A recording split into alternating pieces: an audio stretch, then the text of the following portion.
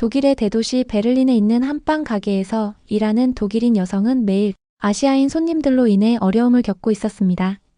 그녀는 존경하던 한 인물에게 도움을 요청했고 이후 예상치 못한 일이 벌어지기 시작했다고 하는데요. 과연 그녀에게는 어떤 일이 일어난 걸까요? 안녕하세요. 저는 독일 베를린에서 빵 가게를 운영하고 있는 제브룩 아젠입니다. 빵을 만들어 온 지도 어느덧 20년이 넘었는데요. 저의 삶 깊은 곳에는 두 분의 한국인이 소중한 자리로 남아 있습니다. 제가 처음 빵가게를 운영하며 만난 한국인은 홍영희 사장님이셨습니다. 사장님을 통해 기술을 배우며 알게 된 분이 있습니다. 이향숙이라는 여성분이에요. 이제는 그녀를 향기라는 이름의 친구로 부르는 게 더 어울릴 것 같습니다. 한편 영희 사장님은 저의 롤모델로서 가슴 깊은 곳에 늘 자리하고 계시는 분입니다. 사실 제 어린 시절은 넉넉하지 못했습니다. 잘 나가는 빵가게를 운영하는 사람이 풍족하지 못했다니 무슨 말이야 라고 생각하실 수도 있겠지만 저는 나름 최선을 다하며 지금의 자리까지 올 수 있었습니다. 어릴 때부터 제과에 깊은 관심이 있었지만 집안 사정상 전문 교육을 받는 것은 쉽지 않았습니다. 저희 부모님은 맞벌이를 하셨지만 5남매의 생활비를 감당하기에는 늘 빠듯한 형편이었습니다. 어릴 때는 밀가루로 간단한 간식을 만들어 형제들과 함께 끼니를 때우곤 했는데 그 과정에서 제빵사가 되고 싶다는 꿈을 키웠습니다. 비록 현실은 생각처럼 쉽지 않았지만 그 꿈만은 포기하고 싶지 않았습니다. 독일에서 제빵 교육을 받으려면 정말 많은 돈이 필요합니다. 저희 집은 부자가 아니었기 때문에 빵을 만드는 제빵사가 되는 꿈을 포기해야 하나 고민한 적도 많았습니다. 그래서 대학 진학은 아예 생각조차 하지 않고 고등학교를 졸업하자마자 제과점에서 아르바이트를 시작했어요. 매일 아침 일찍 출근해 바닥을 쓸고 닦으며 수건을 빨고 진열대를 정리하는 일을 했습니다. 그러면서도 제과점에서 일하시는 분들의 모습을 유심히 지켜보며 조금이라도 더 배우기 위해 노력했죠. 물론 처음에는 모든 것이 힘들었습니다. 하지만 매일 밤 일이 끝난 뒤 집에 돌아와 낮에 건너 배운 밀가루 반죽을 연습하며 제빵사가 되기 위한 노력을 이어갔습니다. 오래전 제가 다니던 제과점에서는 제가 직접 빵을 만지는 일은 허락되지 않았습니다. 그래서 집에 돌아와 밀가루 반죽과 재료로 계속 연습하고 또 연습했죠. 어느 날 제가 다닌 제과점은 한국인 사장님이 운영하시는 빵가게였습니다. 그분은 굉장히 착하시고 직원들을 따뜻하게 대해주셨던 분이었어요. 그래서인지 한국인 손님들도 많이 찾아오셨습니다. 사장님은 늘 손님들과 소통하며 그날 만든 빵을 시식할 수 있는 따뜻한 분위기를 만들어주셨죠. 특히 한국인 손님들 중에는 빵을 사러 오시면서 사장님께 드릴 음식을 준비해 오시는 분들도 있었습니다. 플라스틱 박스에 담긴 김치 겉절이 같은 한국 음식을 가져오곤 했는데 독일 베를린에서 이런 풍경은 참 보기 드문 일이었습니다. 어느 날 점심을 놓쳐 먹지 못하고 제과점 안쪽에서 빵 굽기 연습을 하고 있었습니다. 그때 영희 사장님이 그 모습을 지켜보고 계셨어요. 제일슨, 여기서 뭐 하고 있니? 라는 말에 저는 너무 놀라 아무 말도 못하고 혼날 것만 같아 불안한 마음이었죠. 그런데 영희 사장님은 저에게 다가와 이쪽은 이렇게 다듬고 저쪽은 이렇게 다듬는 거야 라며 손수 빵 만드는 기술을 가르쳐 주셨어요. 그때 너무 감사해서 눈물이 날 뻔했습니다. 영희 제빵사님은 제 마음을 아셨는지 제 어깨에 손을 올리시며 힘을 실어주셨고 이렇게 말씀하셨어요. 연습도 좋고 배움도 중요하지만 밥은 먹고 해야지. 점심 먹고 온 거니? 얼른 밥 먹고 오자.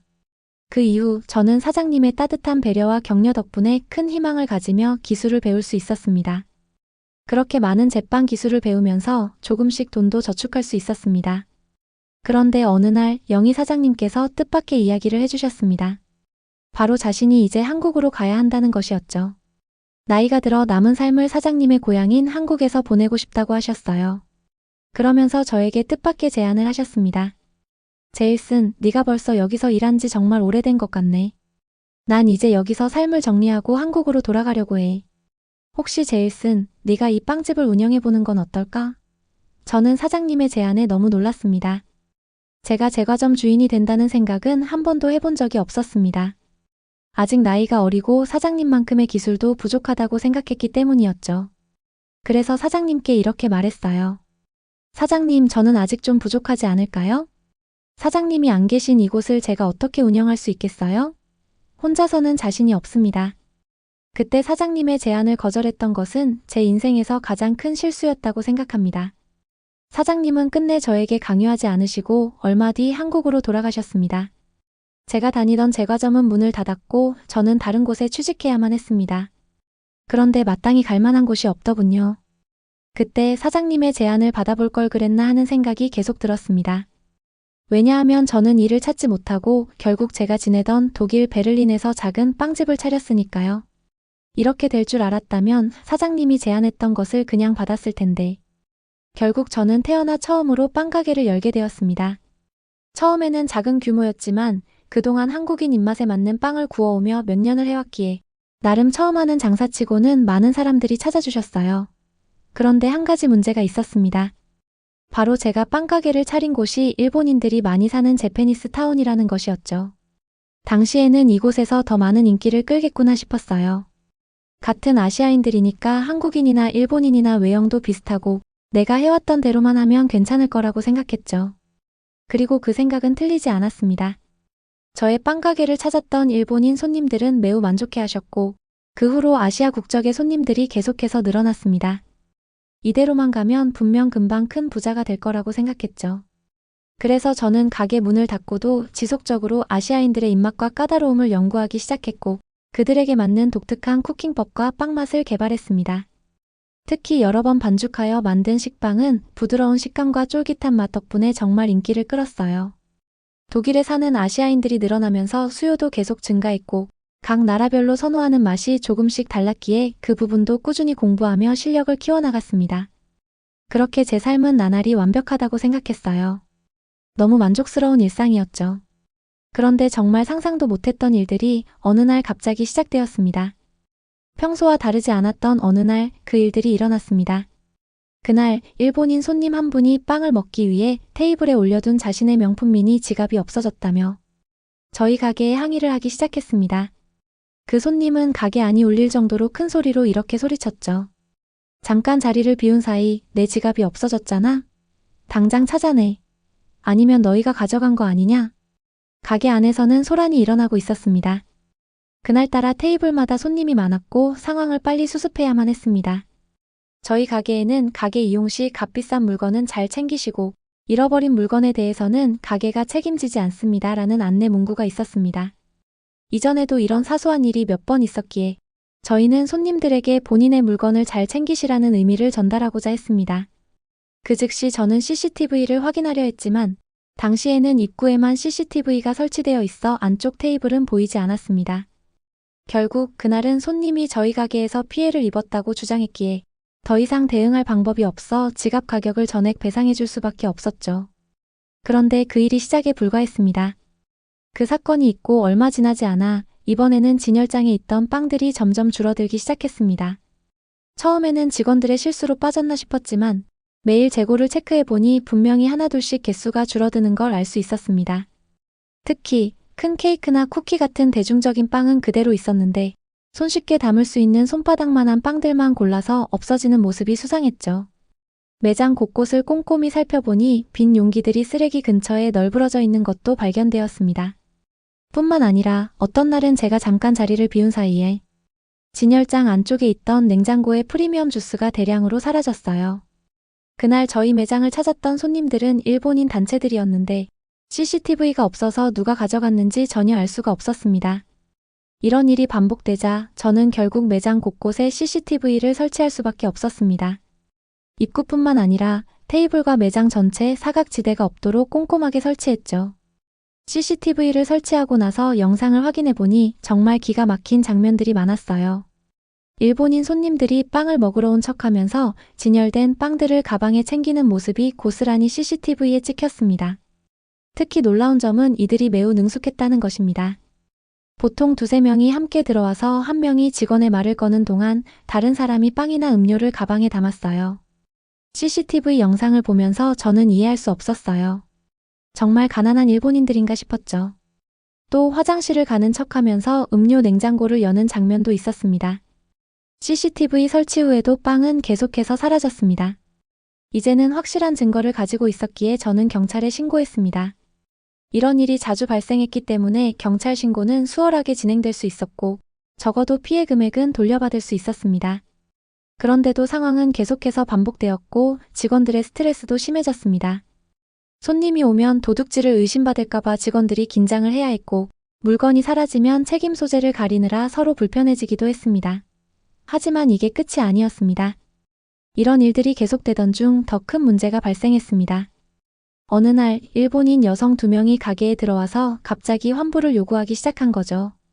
그날도 평소처럼 가게 문을 열고 빵을 만들고 있었는데 갑자기 2명의 일본인 여성이 들어오더니 어제 먹은 빵이 완전히 오래되었다며 당신들 때문에 내 배가 너무 아팠다.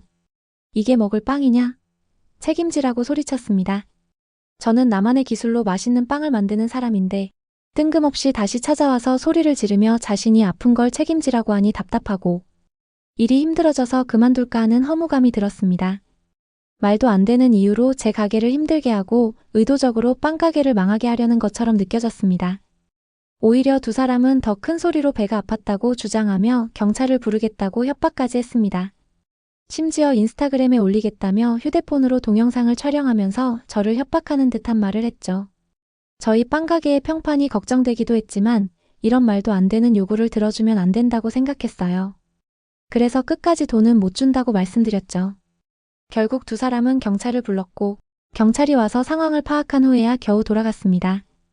하지만 이게 끝이 아니었죠. 다음 날 아침 그 손님들이 다시 찾아왔어요. 이번에는 한 남자를 데리고 왔더라고요. 손해 배상을 청구하겠다고 으름장을 놓았죠. 이런 일이 있은 후 저는 주변 상인들과 이야기를 나누게 되었습니다. 놀랍게도 비슷한 수법으로 돈을 요구하는 일본인들 때문에 곤란을 겪었던 가게들이 많았다고 해요. 주변 음식점이나 가게, 미용실들도 다들 비슷한 경험을 했다고 하더군요. 그래서 결국 일본인 손님은 받지 않기로 하자며 일본인 출입 금지 표시를 붙이는 게 좋겠다고 조언을 받았습니다. 그래서 저희 매장에도 일본인 출입 금지 표시를 붙였죠. 중국인도 아니고 일본인이 이런 행동을 하는 게 전 이해할 수가 없었습니다. 그런데 일주일도 채 지나지 않아 뜻밖의 일이 벌어졌습니다. 어느 날 한 아시아인이 가게 안에 들어왔고 저는 평소처럼 일본인 출입 금지 표시를 가리키며 일본인이라면 입장이 불가하다고 정중히 말했습니다. 그동안 너무 노이로제가 걸릴 정도였으니까요. 그런데 그 손님이 갑자기 한국어로 말을 하기 시작했습니다. 자신은 한국인인데 왜 일본인으로 취급하냐며 화를 내기 시작한 거죠. 그 손님은 머리가 지저분하고 옷차림도 평소 한국인 손님들과는 달랐지만 확실히 한국어를 하고 있었습니다. 당황한 저는 계속해서 사과를 했지만 그 손님은 휴대폰으로 가게 내부를 촬영하면서 소란을 피우기 시작했습니다. 결국 그 손님은 불쾌하다는 듯이 도망치듯 나갔습니다. 그리고 다음 날부터 제 휴대폰은 계속 울리기 시작했습니다. 그날 밤 SNS에 저희 빵가게가 일본인과 한국인을 차별한다는 글이 올라왔고 동영상까지 함께 퍼져나갔습니다. 게시글에는 독일의 아시아인 인종차별 빵가게, 한국인을 일본 취급하는 독일인 빵가게 사장이라는 말도 안 되는 제목이 달렸고 수많은 비난 댓글이 달리기 시작했습니다. 처음에는 해명 댓글을 달아보려고 했지만 그럴수록 상황은 점점 악화되었고 제 해명을 캡처해서 사과는 없고 변명만 한다며 다시 퍼나르기 시작했습니다. 이 상황은 통제할 수 없이 커져갔고 일본은 물론 한국 커뮤니티에서도 항의가 시작되었습니다. 저에게 정말 큰 문제였어요. 가게를 문을 닫아야 할까 하는 생각까지 했을 정도였죠. 게다가 기존 손님들도 더 이상 빵을 사러 오지 않았고 머리가 아프기만 했습니다. 가게 새도 밀리기 시작했고 빵은 더 이상 만들어도 팔리지 않아 버려야 했어요.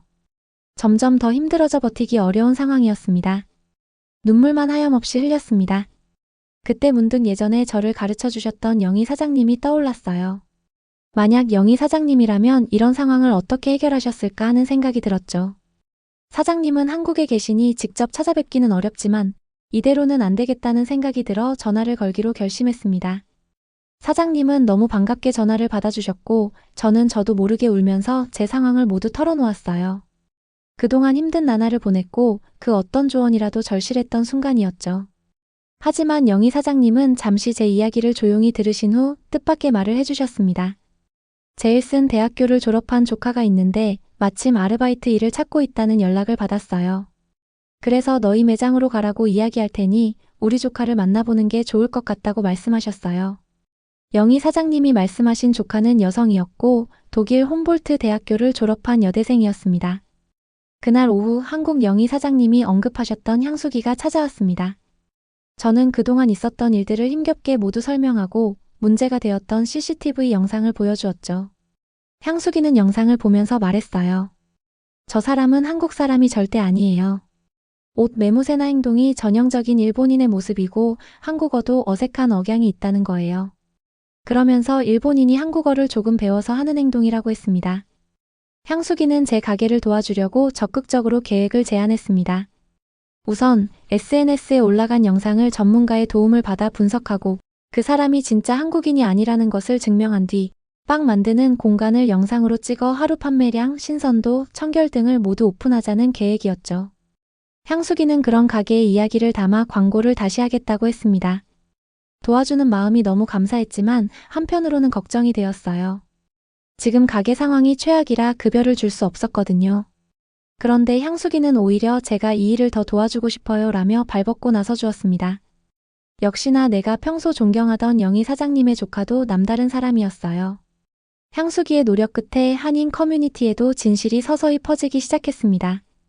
동시에 향수계 친구들이 올린 광고가 하나둘씩 퍼져나가면서 상황이 조금씩 진정되고 있었죠. 특히 한국인 커뮤니티에서는 이건 일본인들의 심한 장난이다라는 의견이 나오기 시작했고 그들의 비난이 점차 줄어들었습니다. 향수기는 여기서 그치지 않고 빵의 맛과 품질, 그리고 서비스까지 한국인 손님들이 선호하는 까다로운 입맛과 서비스 방식을 자세히 설명해 주었어요. 가게의 조명과 테이블도 하나둘씩 바꾸기 시작하면서 점차 업그레이드된 모습이 눈길을 끌었습니다. 테이블에서 빵을 드시는 손님에게는 음료나 커피가 서비스로 제공되었고 당일 제품, 당일 소진이라는 원칙으로 더 빨리 빵을 팔 수 있도록 유도했죠. 또한 사전에 온라인 예약을 하면 그날의 빵과 케이크가 바로 배달되는 시스템을 도입하면서 점점 더 엄청난 인기를 끌기 시작했어요. 그때부터는 가게가 실시간으로 번창하는 모습을 실감할 수 있었습니다. 저는 향수기의 이런 놀라운 사업 수단에 감탄을 금치 못했습니다. 정말 생명의 은인이라 할 정도였어요. 향수기 친구들의 1일 아르바이트가 너무 훌륭했으며 손님을 대하는 적극적인 태도는 정말 놀라웠습니다. 직원들에게도 기본적으로 지켜야 할 에티켓이나 태도를 적극적으로 가르쳐 주었고 그 덕분에 저 또한 많은 것을 배울 수 있었습니다. 다행히도 향수기가 졸업한 독일 베를린 학교에 맛있다는 소문이 퍼지면서 미국인과 아시아인뿐만 아니라 각지의 대학생들까지 찾아오게 되었습니다. 저는 더 많은 빵을 만들어야 했고 고생 끝에 낙이 온다고 다시 한 번 더 열심히 일해야 했어요. 힘든 시간을 겪고 나니 가게는 점점 더 많은 사람들이 찾아왔고 결국 하루에 만드는 케이크 수를 30개로 제한해야 했습니다. 혼자 하다 보니 일이 너무 많아지는데 맛이 떨어지면 안 되기 때문에 한정된 수량으로만 만드는 게 가장 좋은 방법이라고 생각했어요. 사람들은 계속해서 가게 안으로 들어오고 매출은 최고치를 기록했습니다. 마음고생에 비해 사실 제가 한 일은 거의 없었어요. 제가 존경하는 한국인 영희 사장님의 도움과 이제는 절친이 된 향수기 덕분이었죠. 그래서 사람이 성공하려면 좋은 인연을 맺어야 한다는 말이 맞는 것 같습니다. 정말 큰 은인을 만나서 더할 나위 없이 기쁩니다. 그렇게 가게가 점점 안정을 찾아가던 중 문제의 일본인들이 다시 나타났다는 소식을 들었습니다. 저희 가게 근처에서 분식집을 운영하시는 사장님께서 말씀해 주셨는데 자신의 친동생도 위넨에서 일본인들이 들어와서 저희 매장에서 벌어진 일과 비슷한 사건을 겪었다는 거예요. 축제나 큰 행사들이 있을 때마다 이런 일이 자주 일어나곤 했고 아름다운 도시에서 일본인들이 난리를 피우면서 독일에서는 이미 그들에 대한 소문이 퍼져 있었다는 사실을 알게 되었습니다. 독일에서는 소문난 사기꾼들 때문에 무고한 사업자들이 점점 더 피해를 보고 있었습니다. 결국 사건은 현지 경찰에 신고되었고 저희 가게를 포함해 여러 유사 사례들이 밝혀졌습니다. 경찰 조사 결과 이 사람은 관광객을 가장한 전문 사기꾼이었고 자신이 벌인 일이 너무 힘들게 만든 것에 대해 사과를 하며 피해를 준 것은 잘못되었다고 인정했습니다. 결국 그중 일본인들은 이후로 그 어디서도 볼 수 없었고 사건은 그렇게 마무리되었습니다. 이제 모든 일이 정리되었지만 그 당시의 힘든 경험은 잊을 수 없습니다. 그래도 그 덕분에 새로운 사람들과의 인연을 맺을 수 있었고 가게가 다시 일어설 수 있었습니다. 향수기가 한국으로 돌아간다고 했을 때 저는 그동안 큰 도움을 받은 만큼 마지막으로 큰 선물을 해주고 싶었어요. 하지만 향수기는 제 예상과 전혀 달리 그 선물을 한사코 거절했죠. 저는 그저 너무 미안해. 그럼 내가 어떻게 도와주면 좋을까? 라고 물어봤습니다. 그랬더니 향수기는 뜻밖에도 한국의 노인병원에 기부를 하면 좋겠다고 말했어요. 처음에는 어떻게 해야 할지 몰랐지만 향수기는 함께 도와주면 뭔가 뜻깊은 일을 해서 기억에 남을 거라고 말했습니다. 저는 흔쾌히 승낙했어요. 그때 다시 한번 느꼈죠. 향수기처럼 선행을 실천하는 사람에게 감동을 받으며 그 선행이 결국 다른 사람에게도 좋은 영향을 미친다는 것을요. 이렇게 좋은 일을 하게 되면 더욱 좋은 일이 생긴다는 사실을 믿게 되었습니다. 저는 영희 사장님과 향수기의 도움 덕분에 이렇게 잘 살아오고 있었기 때문에 들에게 고마움을 표현할 수 있는 방법을 고민하게 되었어요. 한국인 분들과의 연대와 지원이 제게 얼마나 큰 도움이 되었는지 알기에 저도 그들의 선행에 동참하고 싶었습니다. 그래서 매년 추가 금액을 기부하기로 결심했죠. 그렇게 한국인들이 저에게 준 큰 은혜를 조금이라도 되돌려드리며 그들의 고마움을 실천하고 싶었습니다. 소중한 친구가 된 향수기를 만나지 못했다면 제 삶은 어떻게 됐을까요? 오늘따라 한국 영희 사장님과 향수기가 너무 보고 싶습니다. 그들 덕분에 제 삶이 어떻게 변화했는지 그리고 진정한 의미의 도움과 우정을 느낄 수 있었습니다. 한국인에게 감동받은 저의 이야기를 들어주셔서 진심으로 감사드립니다. 오늘의 사연은 여기까지입니다. 지금까지 사연 있는 언니였어요. 구독과 좋아요는 많은 힘이 됩니다. 그럼 안녕히 계세요.